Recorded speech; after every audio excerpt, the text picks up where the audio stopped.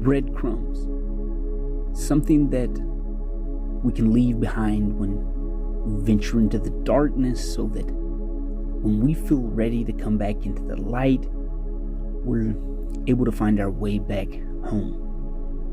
And if you think about it, we've left markers in our life. Maybe not physical ones, maybe they're just memories, or maybe it's that metaphorical marker that we hold on to, so that maybe when we decide we're ready and the time is right, we can remove ourselves from the pit of addiction, from that pit of hell, that pit of despair, and find our way back home. I know in the midst of my addiction, I held on to memories. Those were my breadcrumbs. Those were my markers.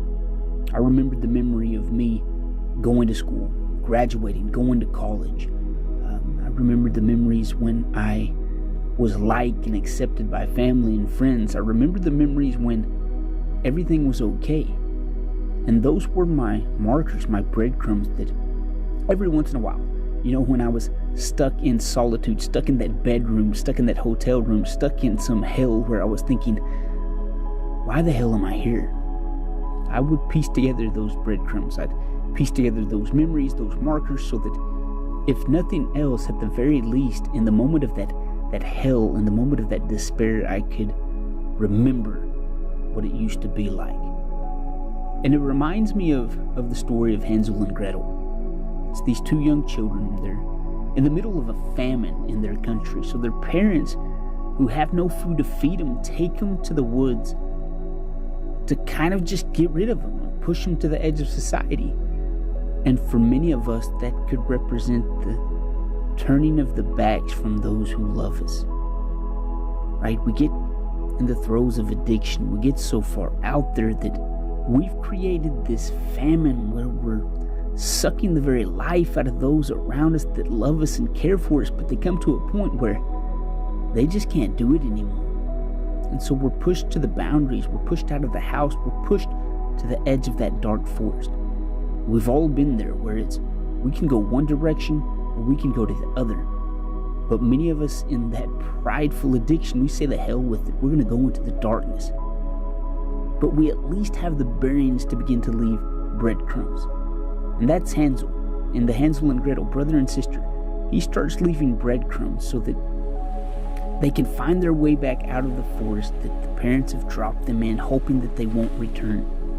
But those breadcrumbs, how delicate they are. And the birds have flown in and ate them up. And so Hansel and Gretel have lost their way into the forest even deeper than they were before. And that's the idea with our markers, with our breadcrumbs. After a while, they become so distant and distorted that we can't even remember them anymore. We can't remember who we were. We can't remember who we were a month ago, a year ago, 10 years ago. And it begins harder and harder to find our way back to that person that we used to be, that person of substance, that person that was clean and sober-minded, that person that knew his way out of the darkness. And so they're wandering around, and they come to this gingerbread house, and they're hungry. And so they start devouring the outside of this house. They start eating and eating. And that's us, man. In the middle of addiction, we're lost, we're hungry, we're deprived of the key nutrients and substances of life. We've lost our sanity. And so we come across a drug, a substance, and we just start devouring it, man. We just start eating it up.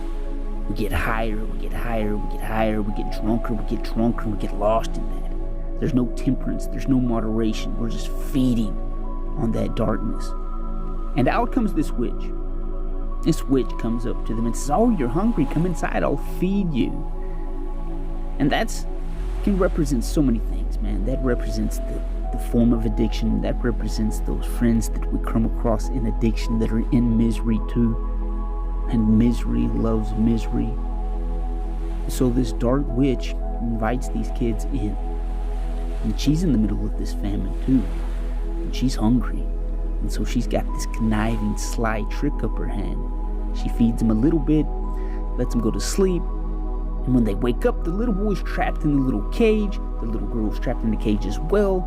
And she has plans of fattening them up so that she can feed upon them. I want you to think about this. Here's this witch, this evil, this darkness, this addiction, living in this gingerbread house, right? Think about that. The gingerbread house represents the addiction, the substance abuse that the kids were eating on, the addicts were feeding on. It's not lasting. It's not sustainable. It's not a real house. How many times have we got so lost in our addiction? We think we're living life, but we're not living life. We're living in this sugary substance, this facade, this superficial falsity that's not reality. Every addict has those hard reality checks where they realize, damn, I thought I was an adult. I thought I was doing an adult thing. I thought I was responsible. No, the hell you're not. You've ran from real life. We've ran from the realities of life. We find ourselves stuck in that fake house, that gingerbread house. So she keeps fattening them up for days. But eventually they come up with a plan, know what's going on, that she's going to fatten them up and eat them. They come up with this plan to get out of it. And that's when we're fighting against addiction. That's when we choose to stand up and know, my God, we've been deceived, and this addiction is about to destroy me. The old witch is wanting to start a fire so that she can actually cook the boy on the stove. And so she's getting him to put more wood, build the fire, stoke it up so that I can devour you. But he tricks her into looking in to see, am I doing it right? Am I lighting this fire? Is it big enough? Is it big enough for you? So she puts her head in, and Hansel and Gretel kick her in, shut the door, and burn her alive. And they grab her stored treasures that she's taken from all other kids and victims and addicts that have came along. And along with those treasures, they find a map out of the forest, out of the darkness, out of the addiction, and they find their way back home with enough treasure to live on their own. That key element there is they realized and recognized that the witch, addiction, the darkness was out to get them. It wasn't their friend. It wasn't for them.